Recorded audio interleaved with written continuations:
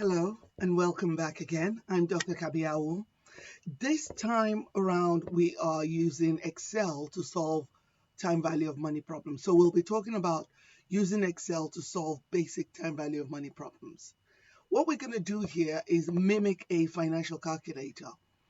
Therefore, there are certain assumptions that I have to tell you about. And the most important one is the idea that without an outflow, there cannot be an inflow.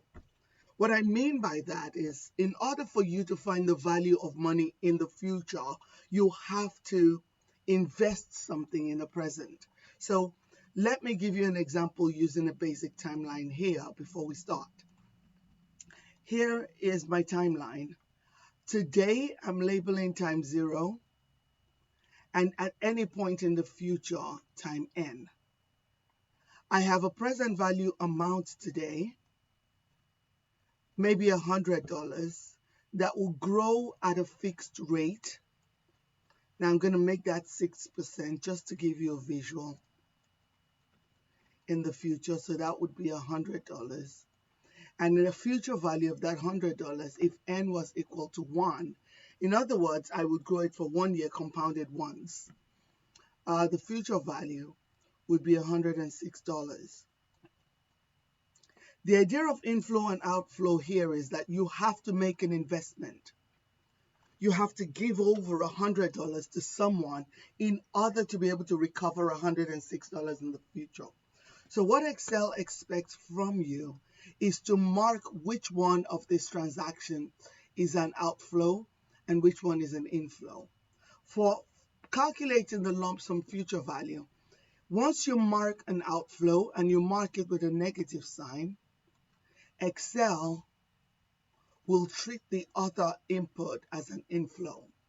So invest 100, you have a negative $100 outflow, and you get 106, you have a positive $106 inflow. Now this is from the point of view of the investor. If you are the company that is being invested with, what happens in this transaction is that you get a positive inflow at the beginning. You get $100. That $100 will grow at 6%, and you have to make good, return $100 back to the investor. Now, for most problems, it doesn't matter which one is positive and which one is negative, because these transactions are zero-sum games. If I'm investing, somebody's collecting. If I'm receiving, somebody's paying. So because of that, it doesn't matter which one is the outflow really and which one is the inflow. What matters more than anything is that you are consistent. So if you build your timeline from the point of view of the investee, you have to be consistent. All negatives or all contributions by that party has to be marked as negative, and all receipt to that party have to be marked as positive. So now that we have the basics down, I'm going to erase all of this and go straight to how to use Excel to solve time value of money problems. I've got some problems up here. It's taken from a book by Breyer and Myers, I think. Brealey and Myers, the corporate finance textbook, is one of the most popular textbooks that has been used. And these questions are taken from chapter 5, the one on time value of money. So, Cindy Johnson invested $1,000 in a savings account, paying 10% interest, compounded annually. What will be her investment balance after 3 years? Before I tackle this problem, just a reminder that if you need more information, it's going to be down there in the description box. The name of the textbook and all the other information you would require will be down in the description box. Cindy Johnson invested $1,000. So we know that her outflow is right here, $1,000 in a savings account. So she puts away $1,000. She is paying 10% interest, and interest is compounded annually. So we've got all the information we need. What will her balance be in 3 years? So nice little timeline. She has a negative $1,000 payment here. This is time N. In the future, we want to know what the future value is. We don't know. We do know that N is 3, R is 10, and interest is compounded once a year. So, Excel has a function called FV. So if we type FV, it shows up here. And it requires a rate of return. Is it 10%? It requires number of periods. We have 3 periods. Payment, we're going to skip for now. That's an annuity. It's used for annuities. And then present value is minus 1,000. Type is optional, so for right now we will skip type and press enter. And the future value of our payment is 1,331.00.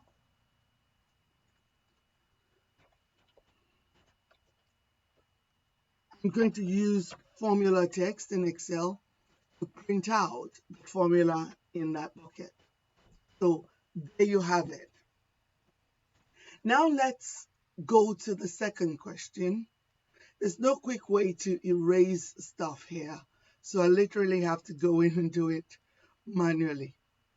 For the second question, Cindy invested the same 1,000 at 10% and is compounded twice a year.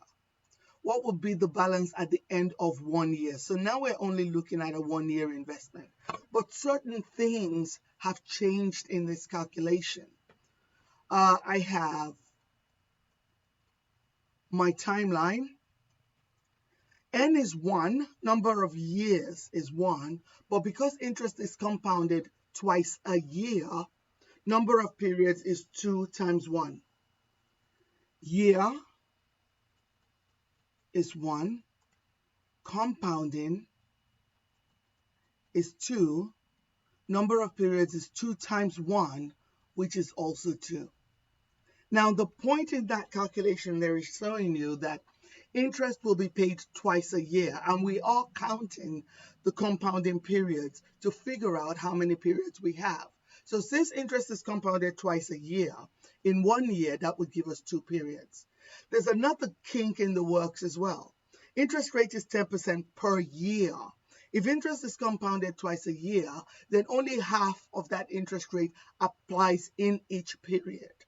So interest will be 10% divided by 2 for 5% per period. So here N is 1, N is 2. The first period is halfway through the year. I'm going to draw the line a little bit smaller than the ones at the edge, just to show you that it's halfway through the year. The rate of return in the first half of the year is 5%. In the second half of the year is 5%, for a total APR of 10%. So now we can put this information in a formula. Again, it's equal future value, rate is 5% now, number of periods is 2, 0 for payment, and here is the addition.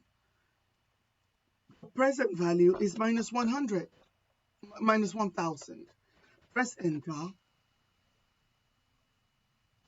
and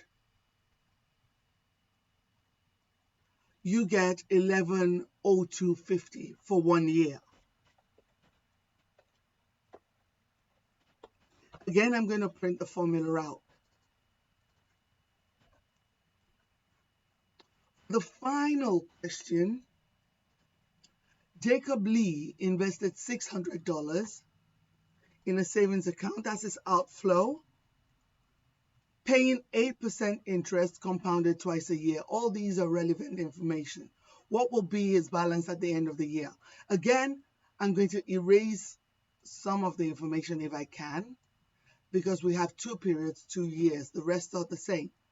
So in this picture here, he has an outflow of $600. Interest is compounded twice a year. So at the end of 1 year,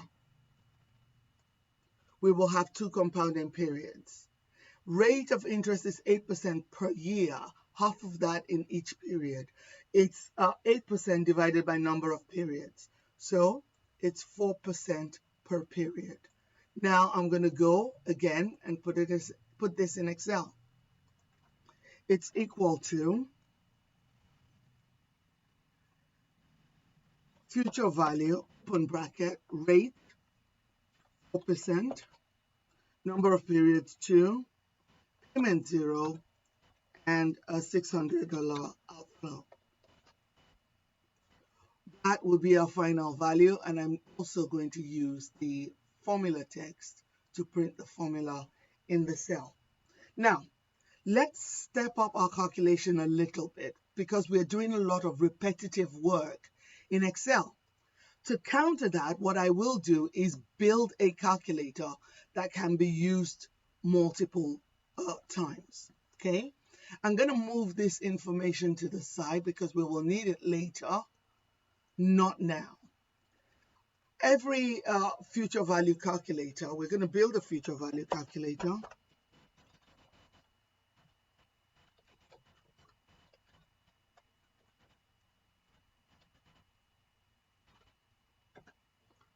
Every future value calculator requires a few things. Rate, we need number of periods, we need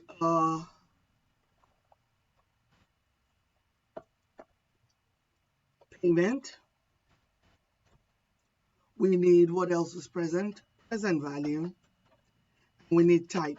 Type was optional and I omitted it every step of the way, but I'm going to put it here so that this calculator can be used multiple times.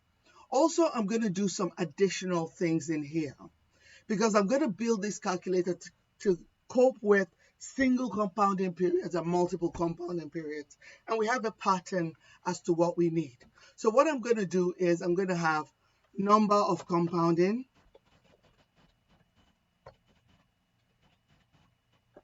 I'm going to have number of years.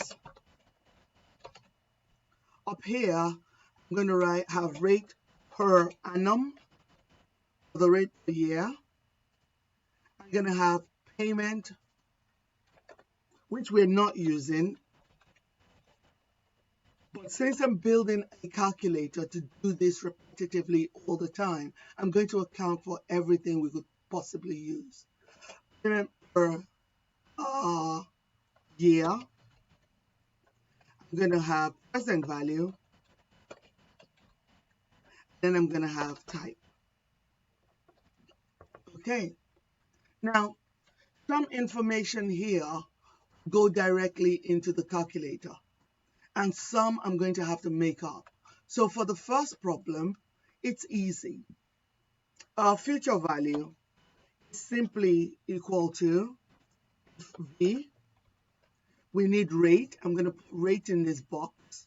We need number of periods. I'm going to put it in here. We need payment.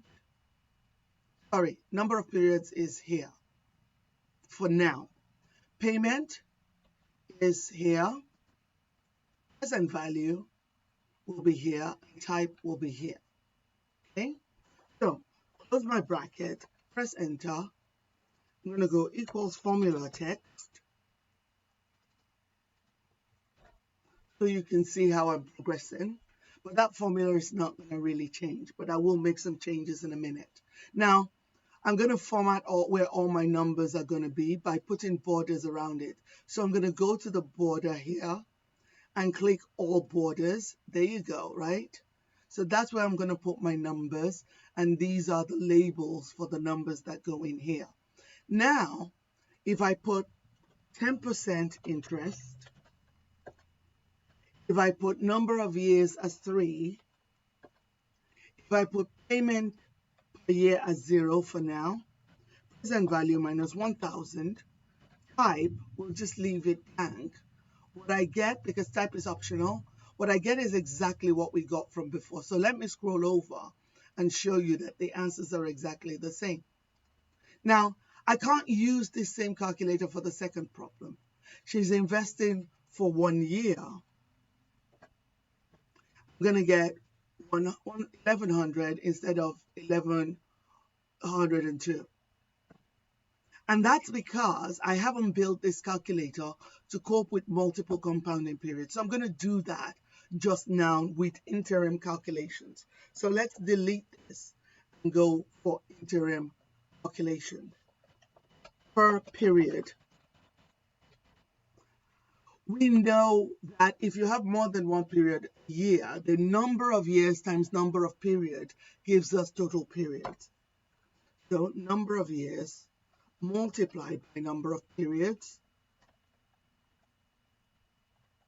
that gives us total amount of periods. And this is a number, so I'm going to go and format it as a number. Done. I'm sorry. These are per period calculations.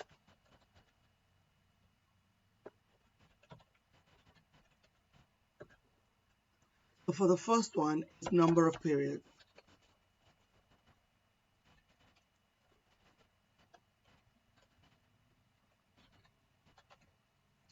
I'm going to put this in as equals formula text,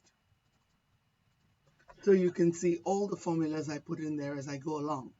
Now, the other thing that gets calculated is rate per period. So rate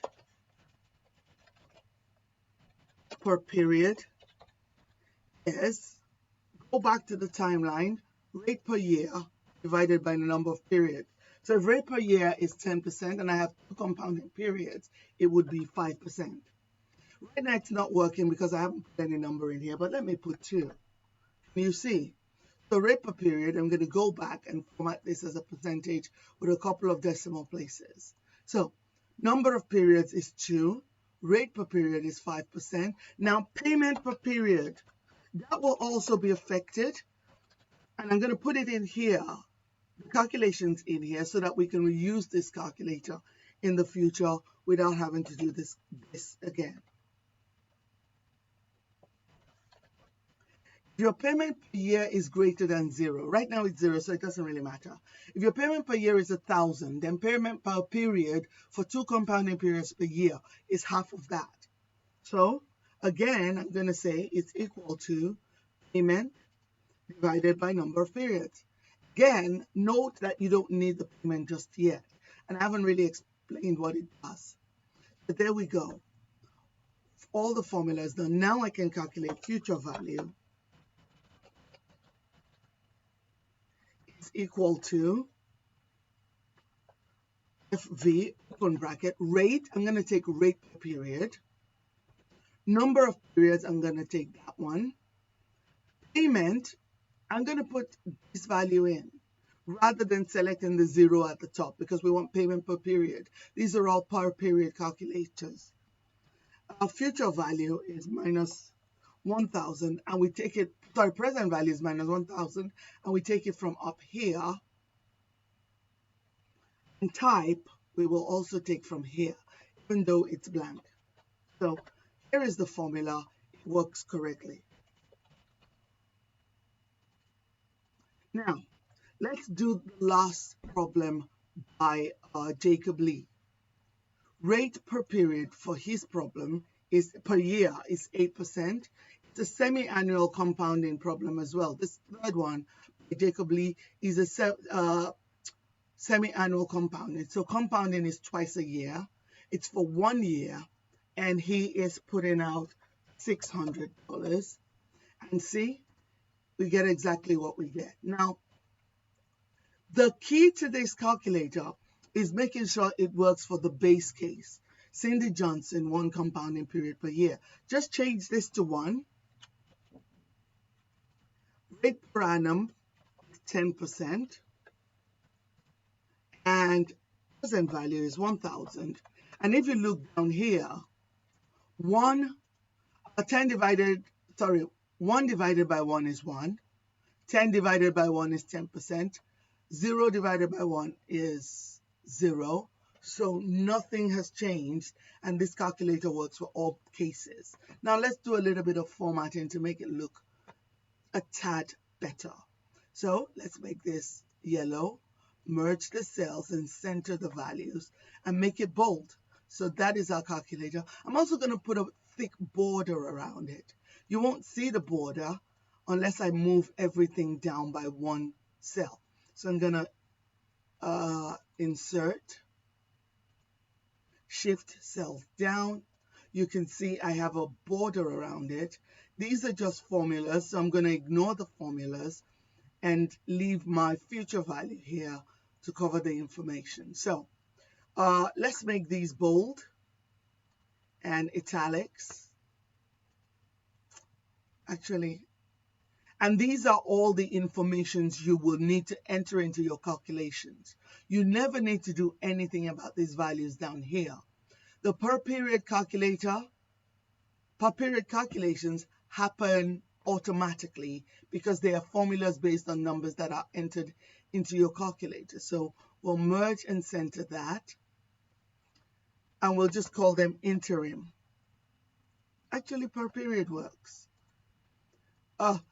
These are the calculations. I'm not going to do anything to highlight these cells because they're not to be changed. Otherwise, the formulas might go crazy. And here is the future value, the most important formula here, bold. I'll put borders around that and put borders around your whole calculator.